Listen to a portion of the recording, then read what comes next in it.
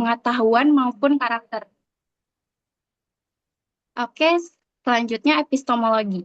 Epistemologi ini membahas bagaimana pengetahuan diperoleh dan bagaimana proses belajar terjadi.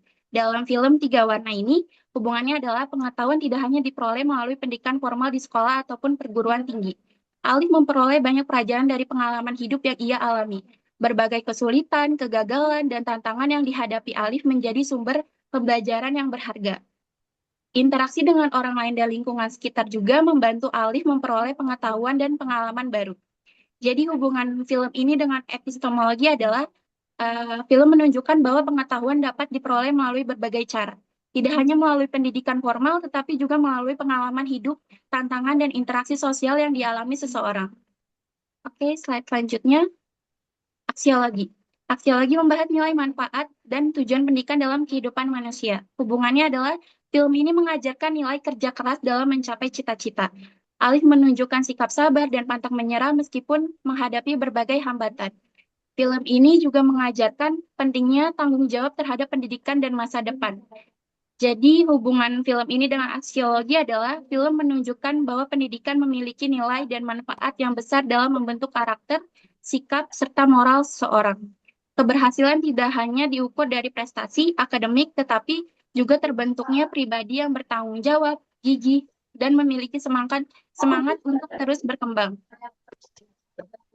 Refleksi saya terhadap film ini adalah yang pertama, saya menjadi lebih memahami bahwa keberhasilan tidak dapat diraih secara instan, tetapi membutuhkan proses yang panjang. Film ini mengajarkan bahwa kesabaran dan kerja keras merupakan kunci penting untuk mencapai cita-cita. Saya juga menyadari bahwa pendidikan tidak hanya diperoleh dalam kelas, tetapi juga dari pengalaman hidup sehari-hari. Kegagalan dan berbagai tantangan yang kita hadapi sebenarnya dapat menjadi pelajaran yang berharga untuk berkembang menjadi pribadi yang lebih baik. Film ini membuat saya lebih menghargai kesempatan untuk memperoleh pendidikan dan memotivasi saya untuk terus berusaha dalam mencapai tujuan yang saya inginkan. Oke, yang terakhir kesimpulan berdasarkan analisis ontologi, epistemologi, dan aksiologi, film Rana Tiga Warna menunjukkan bahwa pendidikan tidak hanya berfungsi untuk memperoleh pengetahuan, tetapi juga membentuk karakter dan mengembangkan potensi diri. Film ini mengajarkan nilai kerja keras, kesabaran, tanggung jawab, dan semangat pantang menyerah dalam meraih cita-cita. Oleh karena itu, pendidikan memiliki peran penting dalam membantu seseorang menjadi pribadi yang lebih baik dan mencapai kesuksesan. Oke, sekian dari saya, Ibu. Baik, oke. Thank you, Terima Salwa. kasih. Ya, oke. Silakan di stop share dulu. Yang berikutnya, lanjutnya. Saya boleh, Bu. Awida, silakan Awida.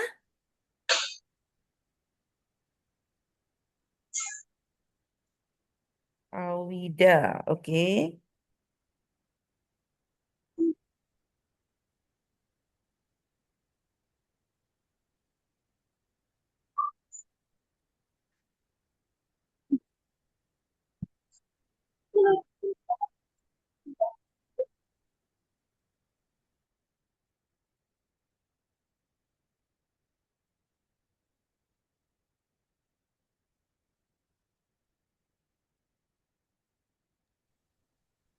Ini Laskar Pelangi ya, Awida ya. Oke. Selamat siang. Pada kesempatan kali ini, saya akan analisis keserentakan dalam film Laskar. Next, Piana. Suaranya putus-putus ya? Putus-putus, Ibu. Nah, sekarang udah mulai bagus nih. Ayo. Saya ulang ya, Ibu. Hmm. Eh, pada kesempatan kali ini, saya akan mempresentasikan analisis filsafat pendidikan dalam film Laskar Pelangi. Boleh di next, Piana.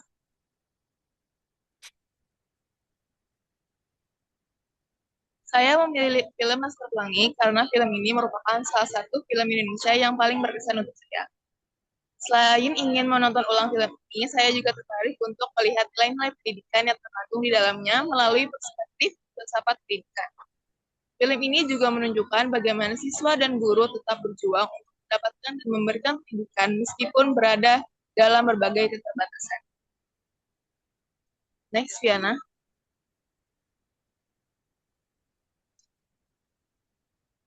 Laskar Pelangi menceritakan perjuangan 10 anak Belitung yang bersekolah di SD Muhammadiyah. Sekolah tersebut memiliki fasilitas yang sangat sederhana dan bahkan hampir ditutup karena kekurangan. Namun dengan bimbingan Bu Muslimah dan Pak Farhan, mereka tetap semangat belajar dan berusaha meraih cita-cita mereka. Next. Dari sudut pandang yang memiliki pertanyaan, apa hakikat manusia dan pendidikan yang ditampilkan dalam film ini? Dari sudut pandang ontologi, film ini menunjukkan hakikat manusia dan pendidikan. Setiap manusia memiliki potensi yang berbeda-beda dan pendidikan berperan untuk mengembangkan potensi tersebut. Hal ini terlihat pada tokoh bintang yang memiliki kemampuan akademik yang sangat baik meskipun berasal dari keluarga yang memiliki keterbatasan dari segi ekonomi. Film ini juga menunjukkan bahwa setiap anak berhak memperoleh pendidikan tanpa memandang kondisi ekonomi mereka. Next. Dari sudut pandang epistemologi, apa hak manusia dan film ini menunjukkan bagaimana para tokoh memperoleh pengetahuan dan pengalaman belajar. Pengetahuan tidak hanya diperoleh melalui pelajaran di sekolah, tapi juga melalui pengalaman hidup, lingkungan, dan bimbingan guru. Bu Muslimah memiliki peran penting dalam membantu siswa memahami pelajaran sekaligus memotivasi mereka untuk terus semangat belajar. Melalui film ini, kita dapat melihat bahwa proses belajar dapat terjadi di berbagai situasi dan tidak terbatas pada ruang kelas saja. Selanjutnya, dari sudut pandang aksiologi, nilai apa yang dianggap penting dalam pendidikan? Film ini mengandung berbagai nilai penting dalam pendidikan. Beberapa nilai yang ditampilkan adalah semangat belajar, kerja keras, kreativitas, persahabatan, dan dedikasi seorang guru. Contohnya dapat dilihat dari perjuangan orang yang tetap sekolah meskipun harus menghadapi sulit, serta pengabdian Bu Muslimah yang terus mengajar dengan ketulusan walaupun sekolah tersebut hampir ditutup karena kekurangan murid.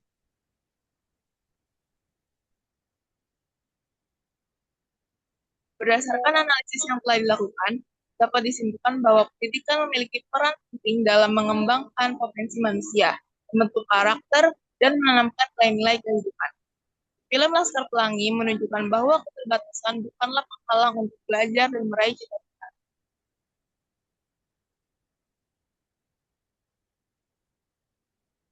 Sekian, terima kasih Ibu dan teman-teman sekalian.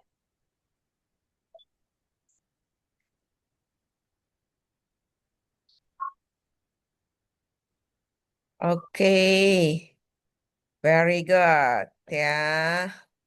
Suka nih saya, sudah 5 ya. Nah, bagus semua. Yang berikutnya, yuk. Dah Karifa, Kalau mau, baik Ibu, Sawa, yang Naila, saya Awida, siapa? mau presentasi. Rahma, ya Rahma di Iya, Ibu. kan kameranya Rahma. Tunggu sebentar, Ibu.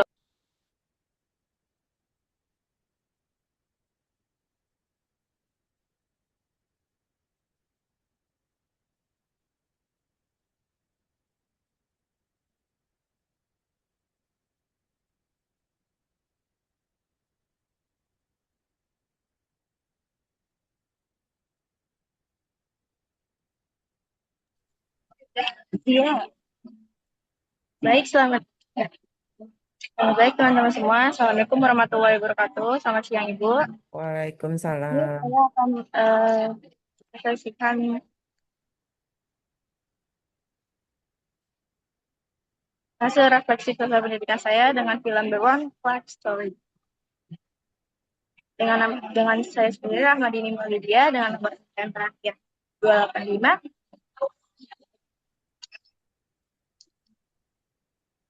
Film The One Life Story ini berdurasi sekitar 1 jam 30 menit.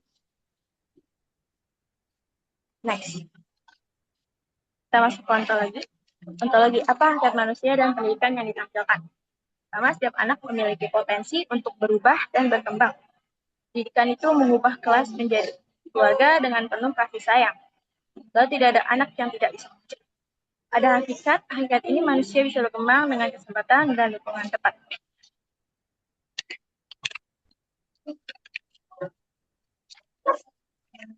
Ron Clark percaya bahwa tidak semua anak dapat mengikuti standar yang sudah diterapkan di sekolah, terutama di bidang akademik. Karena kecerdasan anak tidak hanya bersumber dari kognitif saja. Meskipun murid-murid yang dikenal nakal, sulit diatur, dan memiliki prestasi yang rendah, dia tidak melihat mereka sebagai anak yang gagal. Film ini menunjukkan bahwa hakikat peserta didik adalah manusia yang unik dan memiliki potensi untuk berkembang. Pendidikan bukan sekedar mengajar mata pelajaran, tapi membantu siswa menemukan dan mengembangkan potensi dirinya. Next slide. Masuk ke epistemologi. Bagaimana pengetahuan itu diperoleh? Pendekatan belajar dengan cara konstruktivisme. Siswa dibangun pengetahuan dari pengalaman. Ada behavioristik, memberikan reward atau hadiah untuk motivasi belajar. Lalu ada kognitif, bagaimana pemecahan suatu masalah, menganalisis, dan mengolah informasi. Lalu ada humanistik, yaitu pembelajaran berpusat pada kebutuhan manusia. Dan ada kontekstual, materi ini dihubungkan dengan kehidupan sehari-hari. Di film ini, Ron Clark percaya bahwa setiap siswa memiliki potensi untuk berhasil. Ron Clark tidak hanya menggunakan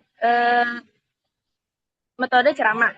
Dia mengajar dengan lagu, permainan, kuis, dan berbagai aktivitas yang membuat siswa itu aktif.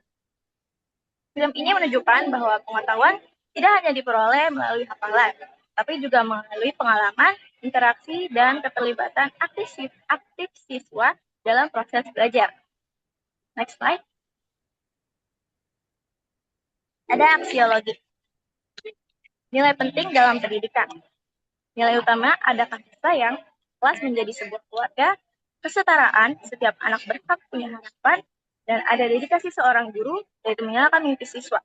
Kreativitas, pembelajaran menarik, dan memotivasi. Lalu pendidikan yang mengubah hidup, bukan hanya akademik. Di film ini, Ron Clark tidak hanya mengajar nilai akademik yang tinggi, dia juga mengajarkan disiplin, tanggung jawab, kerja keras, rasa hormat, dan percaya diri kepada teman-teman sebagainya. Keberhasilan pendidikan dalam film ini terlihat dari perubahan sikap siswa yang menjadi lebih baik, bukan hanya dari hasil ujian mereka. Ron Clark tidak hanya ingin siswa pintar, tapi juga ingin membentuk sikap dan karakter mereka melalui disiplin, motivasi, dan relasi yang positif. Next slide. Ada kesimpulan. Yang terakhir kesimpulan. The Ron Clark Story menggambarkan pendidikan yang holistik. Dari nilai ontologi mengakui potensi perubahan setiap murid dan siswa-siswinya. Yang kedua ada epistemologi, pendekatan belajar yang kontekstual dan konstruktivis. Lalu yang ketiga ada aksiologi, yaitu penuh nilai kasih sayang, kesetaraan, dedikasi sebagai nilai yang penting. Ron Clark menunjukkan bahwa pendidikan yang efektif memerlukan guru dengan sikap empati, kreativitas, dan dedikasi yang besar, serta percaya bahwa setiap anak memiliki potensi yang berbeda-beda jika diberikan pendekatan yang tepat. Ya, dari presentasi saya, kurang lebihnya mohon maaf. Assalamualaikum warahmatullahi wabarakatuh. Waalaikumsalam warahmatullahi wabarakatuh. Oke, Rahma God. Ya, silahkan di stop share-nya dulu. Ya, saya mau tanya, nggak ada yang interview ya? Semuanya analisis film ya? Saya interview, Mem. Interview siapa? Kebetulan guru. Oke, Putri Naila ya? Siapa tadi yang interview? Saya, Mem. Iya, saya tuh siapa? Putri Naila. Oke, ya kalau gitu saya mau sekarang yang apa? Interview dulu. Yuk, yang interview Putri Naila coba. Kamu nge-record nggak? ada recordnya, tapi nggak ada dokumentasi fotonya, Mem. Nggak apa-apa, tapi ada recordingnya. Ada. Oke, recordingnya sekarang coba sebelum kamu apa ini apa presentasikan, boleh diperdengarkan sebentar saja. Boleh kamu yang share ya, bantu. Siapa nih yang tadi yang melakukan share screen-nya siapa?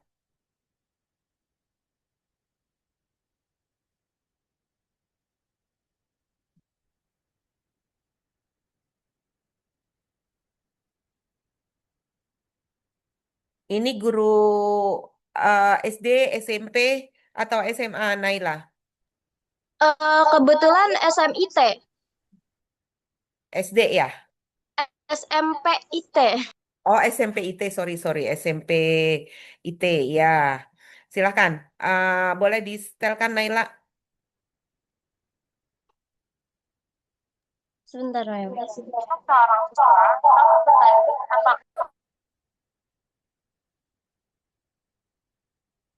Itu sekedar mencetak kelulusan akademis atau ada hal lain? Tentu saja tidak. Dari awal, Naila, boleh dari awal. Menciptakan Tadi atau nggak memandang kedengar. siswa untuk mencetak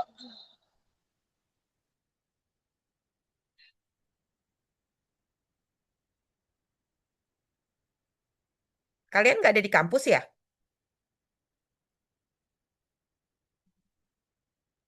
Kalian di kampus nggak? Enggak, Mem. Oh, dosen yang berikutnya juga sama, daring. Tidak, Mem. Kebetulan. Offline, Mem. Oh, offline. Jadi habis ini kalian ke kampus. Oke, yuk. Naila, silakan. Baik, di sini saya ingin bertanya, bagaimana Bapak memandang sosok seorang siswa atau peserta didik? Apakah tujuan akhir dari pendidikan itu sekadar mencetak kelulusan akademis atau ada hal lain? tentu saja tidak. Mencetakan atau memandang siswa untuk mencetak anak tersebut untuk menjadi pintar atau siswa tersebut menjadi orang yang hebat itu bukan tujuan utama tentunya. Siswa yang saya berikan ilmunya bukan sekedar penerima objek ilmuwan. Mereka juga memiliki potensi pribadi yang unik masing-masing, bakat dan karakternya berbeda-beda. Anak juga kadang harus bisa punya hak untuk berkembang seutuhnya dengan tentunya berbeda-beda. Dan anak juga bukan hanya sekedar punya kecerdasan otak, tapi juga emosional, akhlak dan keterampilan hidup. Siswa itu manusia yang sedang tumbuh, butuh bimbingan, keteladanan dan ruang untuk berkembang sesuai dengan ekspresi dan kemampuannya. Oke, baik. Lalu dalam aspek epistemologi, bagaimana cara Bapak membantu siswa agar bisa memahami suatu metode pelajaran non efektif? Lalu, metode mengajar apa yang paling sering Bapak gunakan di kelas dan mengapa?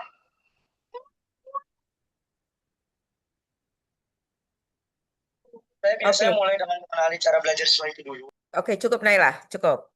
Ya, Naila, saya boleh tahu ini guru SMP IT apa? Guru SMP IT apa Titian Ilmu Bekasi ya? Titian Ilmu Bekasi. Sebelumnya yuk kenal nggak sama gurunya? Kebetulan kakak saya. Oh, I see. Oke. Oke, kalau gitu silakan Anda kemukakan di sini. Yuk, presentasinya mulai, Naila. Thank you, Baik, Naila. Mem. Eh, di sini saya akan membawakan refleksi filosofis pandangan guru terhadap pendidikan modern. Next selanjutnya.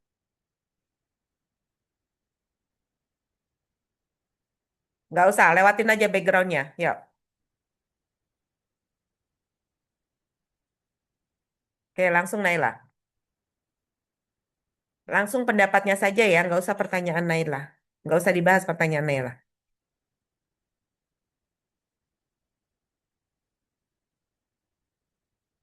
Ayo, Naila.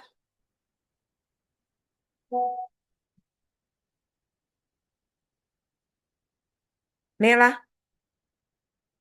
Baik, Mem, di sini saya akan membahas tentang aspek ontologi, hakikat manusia dan pendidikan. Narasumber menegaskan bahwa siswa adalah manusia utuh yang unik dan merdeka, bukan objek pasif.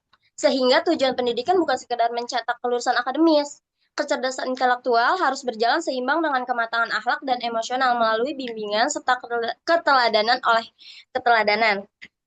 Oleh karena itu, sekolah harus berfungsi sebagai ruang berekspresi yang aman agar siswa dapat bertumbuh optimal sesuai bakat dan fitrah pribadinya.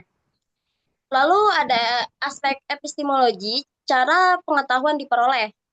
Dalam mengampu narasumber mengatakan, beliau mengampu mata pelajaran fikih. Narasumber mengawali kelas dengan memetakan gaya belajar siswa dan materi agar transfer ilmu berjalan efisien.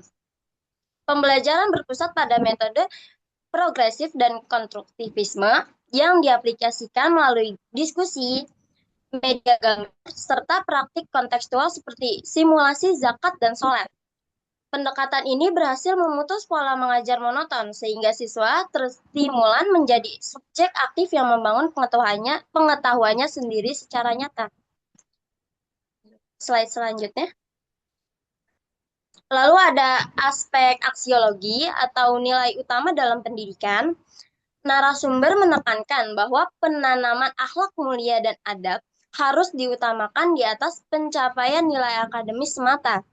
Kecerdasan tinggi tanpa moral yang kukuh sangat berbahaya karena berpotensi disalahgunakan dan merugikan orang lain. Demi mencetak generasi emas, guru mengintegrasikan pembiasaan etika dan keteladanan nyata di sela-sela materi pembelajaran untuk membentuk model manusia yang cerdas, jujur, sopan, dan bertanggung jawab dan adaptif. Lalu di sini ada kesimpulan keseluruhan. Pada akhirnya dari hasil wawancara dengan narasumber, saya bisa menyimpulkan bahwasanya praktik pendidikan sejati terwujud ketika guru memandang siswa sebagai individual unik yang merdeka atau ontologi, lalu ada menerapkan metode belajar aktif kontekstual yang menghidupkan materi pembelajaran epistemologi, serta menetapkan adab dan akhlak mulia di atas nilai akademis. Demi mencetak generasi emas, sekolah dan instansi terkait harus membebaskan guru dari belenggu formalitas administratif yang kaku agar mereka memiliki ruang fleksibel untuk berinovasi. Pada akhirnya, penanaman karakter tidak boleh sekedar menjadi hafalan teks di kelas, melainkan harus diwujudkan secara konsisten melalui tindakan nyata dan keteladanan sehari-hari di lingkungan sekolah. Baik, terima kasih, Mem. Oke, very good ya, bagus-bagus semua nih ya. Nanti saya cek juga. Oke, boleh di stop share ya. Saya akan ada tugas selanjutnya, project selanjutnya adalah tadi udah ada nih di recordingnya, jangan lupa di save ya. Nah, saya minta sama PJ-nya yang tadi tuh udah di record, oke? Yang tadi udah di record, dimasukkan, dibuat ya. Anda membuat, bisa nggak PJ-nya mana? Boleh di stop share dulu dong. PJ-nya ada nggak? Ada, Mem. Nela ya. Nela bisa bikin link YouTube nggak? Link YouTube bisa. Nah, Nela yang tadi Nela udah apa namanya dan Nela udah record tadi bisa dimasukkan ke link YouTube ya. Iya, maaf Ibu, tapi yang ke-record nggak semua. Nggak apa-apa? Maksudnya? Oh, Iya, yang tadi tadi, yang pertama. yang pertama nggak apa-apa, Yang Karifa nggak Karifa. apa-apa. Nanti Karifa akan apa namanya udah saya nilai sih. Cuma saya pengennya ini dimasukkan ke YouTube Baik. ya karena tadi lupa ya Karifa lupa ya. Oke, yang berikutnya adalah kalau Karifa mau juga boleh juga. Jadi Karifa merecord suaranya sendiri nanti dikirim ya PPT-nya, tapi yang ada suaranya gitu loh. Dikirim terus kemudian diupload di YouTube. Nama link YouTube-nya adalah ya Unindra Unindra, Filsafat Pendidikan, terus nama kelas kalian R2, ya. Nah, itu jadi linknya. Nah, teman-teman yang lainnya juga begitu, karena kalau satu-satu saya minta semuanya, nggak nanti habis waktunya ya. Nah, ini adalah tugas teman-teman ya, paling tidak next week ini semua udah masuk semuanya ke YouTube dengan ada soundnya, PTT plus ada sound. Paham ya, Naila? Paham Ibu. Berarti yang belum hari ini itu dibuat video. Dibikin nggak Baik. usah video juga sih kan kalau dari itu udah bisa ada suaranya kan dari PPT kan? Oh, ini dari Zoom ini. Enggak, kalau PPT Anda ini boleh di stop dulu recordingnya. Baik.